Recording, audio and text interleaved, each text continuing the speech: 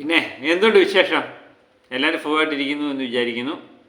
മഴയാണ്, എല്ലായിടവും മഴയാണ്, തിമിർത്ത് വെയ്യാണ്, അസഹനീയമായ തണുപ്പ്. കുറച്ച് ദിവസം വരെ ഫാനില്ലാതെ കിടന്നുറങ്ങാൻ വയ്യാത്ത അന്തരീക്ഷത്തിൽ നിന്ന് പെട്ടെന്നൊരു മാറ്റം അല്ലേ?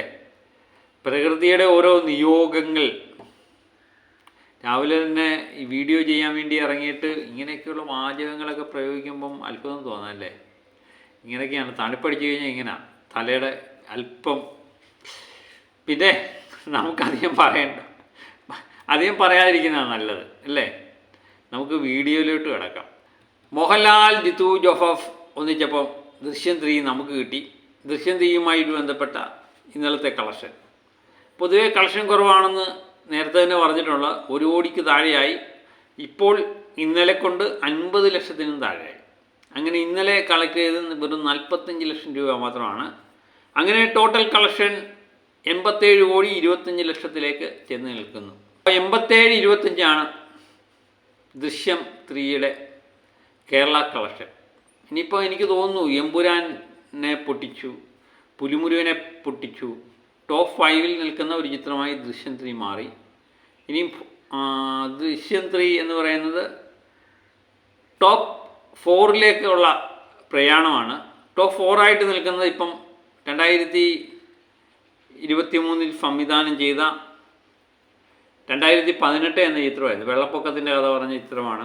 ഏകദേശം 89 കോടി 20 ലക്ഷം രൂപയായിട്ടുമായിട്ട് 4 പൊസിഷനിലാണ് നിൽക്കുന്നത്. അതിനെ മറികടക്കുക എന്നുള്ളതാണ് ആദ്യത്തെ ദൗത്യം. ടോപ്പ് 4-ലേക്ക് വരും എന്നുള്ളത് ഉറപ്പാണ്. പിന്നെ തുടരുവാണ്. അതൊക്കെ 118 കോടിയുണ്ട്. അതൊന്നും തകർക്കാൻ പറ്റത്തില്ല.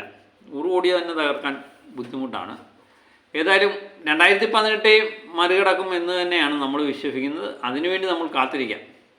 അപ്പം വേൾഡ് വൈഡ് കളക്ഷൻ കൃത്യമായിട്ടുള്ള വിവരങ്ങൾ പുറത്തു വരുന്നില്ല. ടാക്നിക്ക് നൽകുന്ന റിപ്പോർട്ടിന് പ്രകാരം 124 കോടി 51 ലക്ഷം രൂപയാണ് ഇന്ത്യ ഗ്രോഫ്. 111 കോടി 60 ലക്ഷം ഓവർസീസ് കളക്ഷനും. അങ്ങനെ ടോട്ടൽ 236 കോടി 11 ലക്ഷം രൂപയാണ്. 236 കോടി 11 ലക്ഷം രൂപയാണ് ഫാക്നക്കിൻ്റെ വേൾഡ് വൈഡ് കളക്ഷൻ. അങ്ങനെയാണ് ദൃശ്യം 3യുമായിട്ട് ബന്ധപ്പെട്ടുള്ള വാർത്തകൾ വിശേഷങ്ങളൊക്കെ പോകുന്നത്. എവിടെയും ദൃശ്യം 3യുമായിട്ട് ബന്ധപ്പെട്ട വാർത്തകളായിരുന്നു.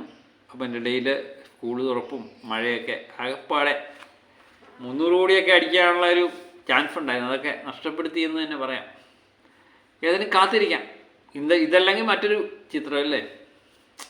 ഏതായാലും 300 കോടി 500 കോടിയൊക്കെ കിടക്കാൻ ഒരു എൽ ബ്രാൻഡിനെ കഴിയുള്ളൂ എന്ന് 100% ഉറപ്പാണ്. അത് ഇന്നല്ലെങ്കിൽ നാളെ സാധിക്കും. അതിനുവേണ്ടി കാത്തിരിക്കാം. അപ്പം മറ്റൊരു വീഡിയോയുമായിട്ട് വീണ്ടും ഞാൻ എത്തും വരെ ഓക്കെ ബൈ.